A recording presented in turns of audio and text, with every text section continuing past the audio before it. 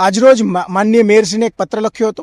એમાં સુરત મહાનગરપાલિકાના municipal commissioner છે, જેમની અણઆવડતને લીધે જે ખાડીપુર આવ્યું છે એના માટે એમના પદ પરથી હટાવવા માટેની એક દરખાસ્ત લાવવામાં આવે એ બાબતનો એક પત્ર લખ્યો હતો કે જે સુરત શહેરમાંથી જે ખાડી પસાર થાય છે અને એના લીધે જે ખાડીપુર આવ્યું છે અને જે ખાડીની આજુબાજુનો જે વિસ્તાર છે, લિંબાયત હોય, પર્વત પાટિયા હોય, સણિયા હેમાદ હોય કે સીમાડા હોય, તેની આજુબાજુમાં જે લોકો રહે છે એમના ઘરોમાં પાણી ઘૂસી ગયા, એમની માલ મિલકતને નુકસાન થયું, ગોડાઉનો રાખતા હતા એમને કરોડો રૂપિયાનું નુકસાન ગયું.